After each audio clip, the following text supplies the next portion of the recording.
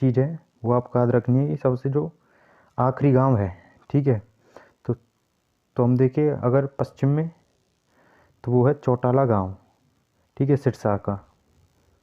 फिर है नूह का एक दोहा गांव है जो सबसे नीचे है, मतलब साउथ में। नॉर्थ में शाहपुर। और अगर हम ईस्ट में देखें, पूर्व में, तो वो है कालेसर या फिर ताजेवाला।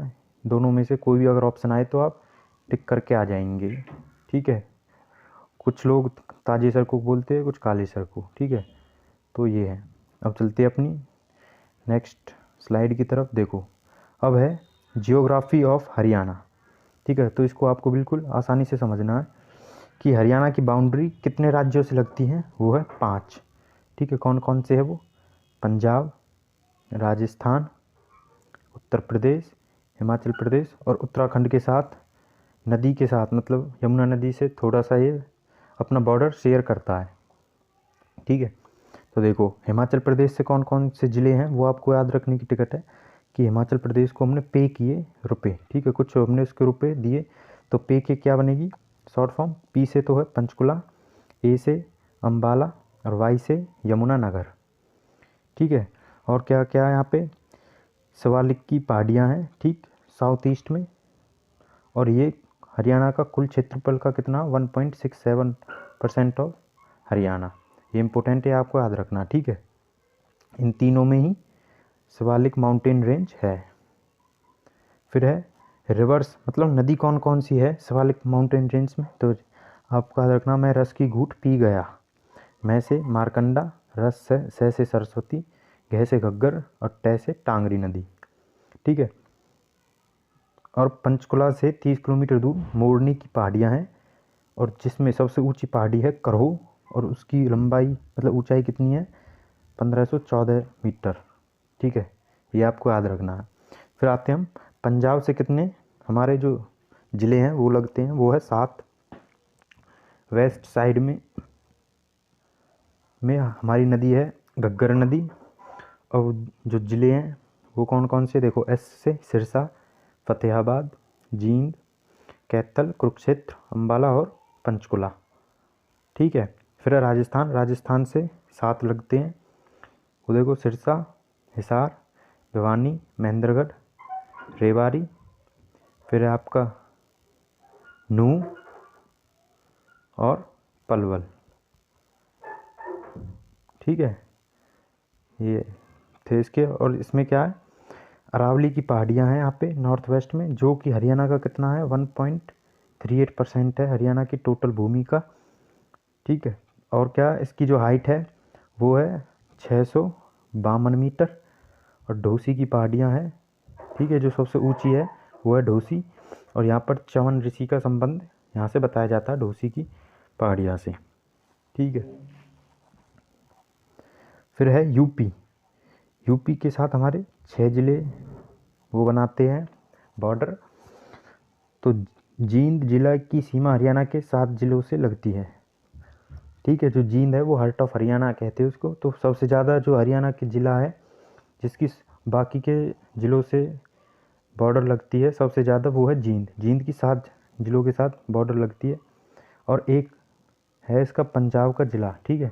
तो टोटल बोल दे तो 8, और अगर हरियाणा से पूछे तो 7, ठीक है। जींद के बाद दूसरे नंबर पे रोहतक की 6 ज़िले के साथ सीमा लगती है। फिर है हरियाणा का कौन सा हिस्सा समुद्र तट को छूता था? मतलब कि प्राचीन काल में डॉक्टर ML भार्गव के अनुसार तो वो था दक्षिणी हिस्सा। फिर आते हैं, एक बुक लिखी गई थी an agriculture geography of Haryana doctor Jasvish द्वारा, जिसके अनुसार हरियाणा को 8 हिस्सों में बांटा गया था। वो कौन कौन से थे? देखो, शिवालिक की पहाड़ियाँ, अरावली, बालू का मैदान, तरंगित बालू का मैदान, बाढ़ का मैदान, अनकही दलदल जो सिरसा में है, फिर है गिरिद्वीप के मैदान और जलोट के मैदान, ठीक है। तो ये सब थे। फिर उसके बाद आते हैं हम हरियाणा का प्रशासनिक परिचय। तो देखो, पंजाब का कितना हिस्सा मिला था हमें? पंजाब का 35.15 हिस्सा काटकर 17वें राज्य के तौर पे हरियाणा बना 18वें संविधान संशोधन के तहत। ठीक है, तो पहले मुख्यमंत्री थे भगवत दयाल शर्मा, सेकंड थे राव वीरेंद्र सिंह, और जब मनोहर लाल खट्टर बने हैं वो 2014 में, वो थे 10वें। ठीक है, पहले चुनाव हुए थे 1967 में, तब टोटल विधानसभा सीटें थी कितनी है, 54। फिर मार्च 1967 में इसको 81 कर दिया गया, जिसमें 10 रिजर्व सीटें थी। 1990 में इसको 90 कर दिया गया और रिजर्व सीटों को 17 कर दिया गया। फिर 2014 में जो 13वीं विधानसभा के चुनाव हुए थे वो आपको याद रखना, जिसमें 13 ही महिला विधायक थी। अब जो सबसे इम्पोर्टेंट है वो है 2019 में 14वीं विधानसभा के चुनाव हुए थे, जिसमें महिलाओं की संख्या केवल 9 रह गई है अब। ठीक है, अब हम याद करते हैं जो रिजर्व सीटें हैं वो कौन कौन सी है, ये सबसे ज़्यादा इम्पोर्टेंट है। तो हमें याद रखना है कि जो रिजर्व सीटें हैं वो कौन कौन सी है, 17 हैं। उन सभी का नाम हम करेंगे एक ट्रिक के साथ, वो है कल मुन्नी जब गुस्से में बावली हुई तो उसने परख लिया। ठीक है, तो देखो कैसे बनेगा कलावली और कालानौर। ठीक है, मैं से मुल्लाना जो है कि अम्बाला में, और नए से है नीलो खेड़ी। जैसे है एक तो है झज्जर, और बै से है बानी खेड़ा। फिर है गे से गुलाचिका जो कि कैथल में है, और सै से शाहबाद। फिर है बावली, बावली से बावल। हुई में है से होडल, और ई से इसराना। उसने के ऊ से बनेगा उकलाना हिसार में, सठोरा यमुनानगर और नरवाना। परख से पै से बनेगा जो है पटौदी, रै से रतिया, और कै से खरखौंदा। ठीक है, तो ये है टोटल 17 सीट जो कि रिजर्व है विधानसभा क्षेत्र के लिए। अब है मंत्रिमंडल, देखो ये सबसे ज़्यादा इम्पोर्टेंट है। ठीक है, कोई ना कोई एग्ज़ाम हो, एक क्वेश्चन तो ज़रूर आता है। ठीक है, HSSC का, कि हमारे कृषि मंत्री कौन है या फिर वित्त मंत्री वगैरह। तो देखो सबसे पहले हम करेंगे CM मनोहर लाल खट्टर की बात। तो ये है वित्त मंत्री, जन स्वास्थ्य अभियंत्री, इलेक्ट्रॉनिक्स तथा संचार मंत्री, सूचना लोक संपर्क एवं भाषा मंत्री। जो सबसे इम्पोर्टेंट है वो है वित्त मंत्री हैं ये। ठीक है, CM तो है ही। और अगर आपने हमारे चैनल को अभी तक सब्सक्राइब नहीं किया स्टडी स्टेप्स को, तो सब्सक्राइब कीजिए। ऐसी ही नई नई वीडियोज़ मिलाता रहूँगा आपके साथ हरियाणा GK से रिलेटेड। फिर है दुष्यंत चौटाला, जो कि कौन सी सीट से, उचाना की सीट से हैं।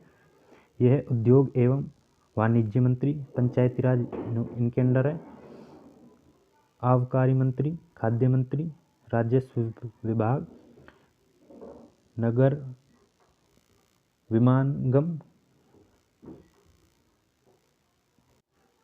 विमानम या फिर जिसको कहते हैं हम नागरिक उड्डयन और उपभोक्ता मामलों के मंत्री।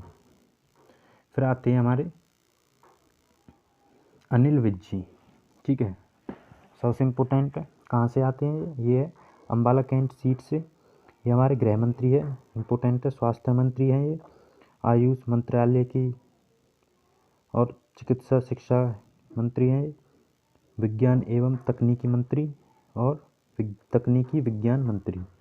ठीक है, जो सबसे ज़्यादा इम्पोर्टेंट है वो यही है, पहले 4। फिर आते हैं कुंवरपाल गुर्जर, ये है जगाधरी यमुनानगर से। ये हमारे वन मंत्री हैं और शिक्षा मंत्री हैं, ये इम्पोर्टेंट है। पर्यटन मंत्री और संसदीय कार्य मंत्री। फिर आते हैं हम मूलचंद शर्मा, ये बल्लभगढ़ सीट से हैं। ये है हमारे परिवहन मंत्री, इम्पोर्टेंट। खान एवं खनन मंत्री, कौशल विकास मंत्री, कला एवं संस्कृति मंत्री। फिर है रंजीत चौटाला। ठीक है, रैसे रंजीत, तो ये है रानिया जो कि सिरसा में है। ये इनको कौन सा पद मिला है, ये है ऊर्जा या फिर बिजली मंत्री। ठीक, नवीकरणीय ऊर्जा मंत्री और जेल मंत्री। फिर है जयप्रकाश दलाल, जो कि लोहारू भिवानी से है। ये है कृषि मंत्री, ये इम्पोर्टेंट है। कानून मंत्री भी यही है, इम्पोर्टेंट। डेयरी विभाग, किसान विकास विभाग मंत्री, और पशुपालन मंत्री और मछली पालन। ठीक है, ये दोनों इम्पोर्टेंट है, याद रखना कौन है, जयप्रकाश दलाल। फिर है बनवारी लाल, ये है बावल से, और ये रिजर्वेशन सीट है, मतलब रिजर्वेशन सीट है इनकी, तो ये वहाँ से चुन के आए हैं। तो इनको कौन सी मिली है, ठीक है, SC सीट है, तो इन्होंने इनको दिया है अनुसूचित जाति व पिछड़ा वर्ग कल्याण मंत्री। ठीक है, इस तरह से याद करना। और सहकारिता मंत्री। अब देखते हैं राज्य मंत्री, वो तो थे कैबिनेट के मंत्री जिनकी हमने बात की थी। अब है राज्य मंत्री हैं, सबसे पहले OP यादव नारनौल से हैं। सामाजिक न्याय अधिकारिता मंत्रालय है इनके पास, और सैनिक कल्याण है, ये इम्पोर्टेंट है। फिर है कमलेश डांडा, ये कलायत सीट से हैं, महिला बाल विकास मंत्री है। तो जो महिला हमारे MLA हैं उनको महिला बाल विकास मंत्रालय दिया गया है। फिर है अनूप दानक, ये उकलाना रिजर्वेशन सीट है और हिसार से हैं ये, इनको दिया है श्रम एवं रोजगार मंत्रालय, पुरातत्व एवं संग्रहालय मंत्री। फिर है संदीप सिंह, स्पोर्ट्स से जुड़े पर्सन है, तो ये है पिहोवा से, तो इनको स्पोर्ट्स से रिलेटेड ही मिनिस्ट्री दी गई है, वो है खेल एवं युवा मामले, ठीक, और प्रकाशन एवं मुद्रण। अब देखो विधानसभा के जो अध्यक्ष हैं वो है ज्ञान चंद गुप्ता, पंचकुला से। अब आते हैं कुछ आंकड़ों की तरफ। तो देखो हरियाणा की हम जनसंख्या की बात करेंगे, तो हरियाणा में पहली जनसंख्या हुई थी 1971 में। 1966 में हरियाणा बना था, तो हर 11 साल बाद, तो 1971, ठीक है। अब जो हमारा टॉपिक है वो है हरियाणा में नदियाँ, सबसे इम्पोर्टेंट है, ठीक है। तो देखो मैंने आपकी सहूलियत के लिए जो लाल रंग से लिखा हुआ है, जो भी लाइन मैंने लाल रंग से ड्रॉ की गई है वो है हमारी यमुना नदी, ठीक है। और जो ब्लैक पेन से है वो है घग्गर, और जो नीले पेन से वो है सरस्वती नदी, ठीक है। जो इम्पोर्टेंट है यही 3 है। तो देखो सबसे पहले हम बात करेंगे अपनी यमुना नदी की। तो देखो जो हमारी यमुना नदी है उसका बस कुछ इम्पोर्टेंट पॉइंट है, वो मैं आपको बताता हूँ, ठीक। तो वो हमारी सबसे पहले तो बंदरपूछ की पहाड़ी, यमुनोत्री ग्लेशियर कहाँ पे, हिमाचल प्रदेश में, वहाँ से स्टार्टिंग होती है इसकी। लेकिन जो हरियाणा में प्रवेश करती है, तो हरियाणा में प्रवेश करती है ताजावाला बैराज, ठीक है, या फिर हथनीकुंड, वहाँ से ये प्रवेश करती है। और यहीं से ही ये फिर बाकी के राज्यों की तरफ, जैसे करनाल, पानीपत, सोनीपत से होते हुए फिर ये दिल्ली में गुजरती है। फिर उसके बाद ये फरीदाबाद और पलवल से होकर गुजरती है, और जो सबसे एंड पॉइंट है वो है हसनपुर, ठीक है। पलवल में कौन सा है, हसनपुर। देखिए उसके बाद ताजेवाला से ही एक नहर निकाली गई है, उसका नाम है पश्चिमी यमुना नहर, ठीक। वो फिर दिल्ली में जाके वो कहाँ पे मिलती है, वो है ओखला बैराज में वापस आती है, ठीक है। फिर ओखला बैराज से एक नहर निकाली गई है जिसको बोलते हैं हम आगरा नहर, ठीक। तो ये था इसमें यमुना नदी का, मैंने बता चुका हूँ। वह घग्गर नदी है, घग्गर नदी को ब्लैक से रिप्रेजेंट किया हुआ है। तो देखो जो घग्गर नदी है वो सबसे पहले जो देख लो कहाँ से निकलती है, वो निकलती है हिमाचल प्रदेश का एक ज़िला है सिरमौर जगह, ठीक है, डास शाही, वहाँ से निकलती है, ठीक। तो देखो जो इम्पोर्टेंट है वो पॉइंट देखो आप, जो सबसे इम्पोर्टेंट है वो क्या है, देखो कुछ इस तरह से ये आती है, पंचकुला से होती हुई ये एंट्री करती है पंचकुला में। फिर उसके बाद ये वापस पंजाब में चली जाती है, मतलब कुरुक्षेत्र में नहीं जाती है, ठीक है। एक तो इम्पोर्टेंट पॉइंट ये है। फिर कुरुक्षेत्र में जाने के बाद ये कैथल में आती है, फिर से पंजाब में चली जाती है पटियाला होते हुए। फिर इसके बाद मतलब जींद में भी नहीं आती है, ठीक। फिर उसके बाद ये वापस से हरियाणा में फतेहाबाद और सिरसा से इस तरह, ठीक है। तो कुछ इस तरह से आती है। 2 ज़िले हैं जिसके अंदर मतलब कि जहाँ से ये नहीं निकलती है वो आपको याद रखने कौन सी है, वो है जींद और कुरुक्षेत्र। ठीक। और यहाँ पे सिरसा में एक बांध बनाया हुआ है इस पे, वो है विराज बांध। और पंजाब से होते हुए जब ये फतेहाबाद में जब एंट्री करती है तो वो जगह है टोहाना, वहाँ से।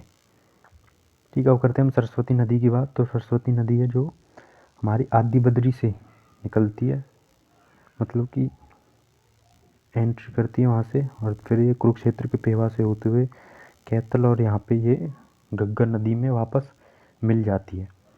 ठीक है। तो ये थे इम्पोर्टेंट बातें जो मैं बता चुका हूँ। और देखो अब है जो दक्षिणी हरियाणा की कुछ नदियाँ हैं वो देखो आप।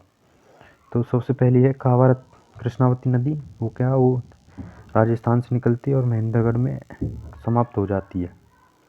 ठीक है। फिर आते हैं हम साहिबी नदी। तो साहिबी नदी क्या है, वो यहाँ से पहले तो रेवाड़ी से एंट्री करती है, फिर वापस से राजस्थान में आती है, फिर गुरुग्राम से होते हुए यहाँ फिर वो दिल्ली में चली जाती है, और वो यहाँ पे एक वो है नजफगढ़। ठीक है। यहाँ पे ये एंड हो जाती है दिल्ली में। कौन सी, हमारी साहिबी नदी। और यहाँ पे एक आपको याद रखना है, यहाँ पे एक बांध है, वो है मसानी बांध। ठीक है। वो साहिबी नदी के ऊपर है एक मसानी बांध, वो है आपको याद रखनी है। तो अब देखो जो इंदौरी नदी है, एक और नदी है इंदौरी नदी, जो कि मेवात में स्टार्ट होती है, रावली हिल्स। लेकिन इसका जो लेंथ है वो बहुत ही कम है। साहिबी नदी दक्षिण हरियाणा की प्रमुख नदी है। ठीक है, मैं बता चुका हूँ। और देखो हरियाणा की नदियों का जिक्र ऋग्वेद में हुआ है, वामन पुराण में हुआ है। ठीक है। प्राचीन समय में सरस्वती नदी, तो सबसे पहले ऋग्वेद में हुआ था हरियाणा की नदियों का, फिर वामन पुराण में। प्राचीन समय में जो सरस्वती नदी है वो आर्यों की पवित्र नदी कहलाई जाती है, और पांडवों ने अज्ञातवास के दिन यहाँ पे व्यतीत किए थे सरस्वती नदी के किनारे। जब पांडवों को अज्ञातवास अपना कंप्लीट करना था, तब उन्होंने यहीं सरस्वती नदी के किनारे ही उन्होंने अपना कुछ टाइम बिताया था। फिर आती है टागरी नदी। टागरी नदी पंचकुला और मोरनी हिल की पहाड़ियों से निकलती है। मारकंडा नदी है, प्राचीन नाम था इसका अरुणा। ठीक है, याद रखना, कई बार क्वेश्चन आ चुका है। मारकंडा नदी का प्राचीन नाम क्या है, तो आप याद रखेंगे अरुणा। ठीक है। फिर है झील सनीसा अरुणाए गांव में सरस्वती नदी में मिलना। मतलब इसका मतलब क्या है, जो हमारी ये मारकंडा नदी है ये एक झील में मिल जाती है, और उस गांव का नाम है अरुणाए गांव। ठीक है, जहाँ पे हमारी जो ये है झील में विलुप्त हो जाती है एक। ठीक है, ये बताया गया है इसमें। फिर है राक्षी नदी शाहपुर चैताग में। सरस्वती नदी वेदव्यास ने सरस्वती किनारे ही महाभारत को लिखा था। ठीक है। और गांव गुलवाली मुस्तफ़ाबाद यमुनानगर का गांव है, अब जिसको सरस्वती नगर रख दिया गया है। उसका नाम, पहले उसका नाम था मुस्तफ़ाबाद, जो कि यमुनानगर में है। अब उसका नाम बदल के रख दिया है सरस्वती नगर। फिर देखते हैं हम यमुना नदी। तो यमुना नदी को और किन किन नाम से जाना जाता है, सदानिरा, नित्यवाहिनी, बारामासी, या फिर यम की बहन। ठीक है। मतलब नित्यवाहिनी बारामासी का मतलब है कि जिसमें से पानी हमेशा बहता ही रहता है, मतलब वो कभी सूखती नहीं है। और इसकी सहायक नदियाँ हैं सोम, बेताब, चंबल और पथराला। ये आपको याद रखनी है इसकी सहायक नदियाँ, कई बार क्वेश्चन पूछा गया है यहाँ से।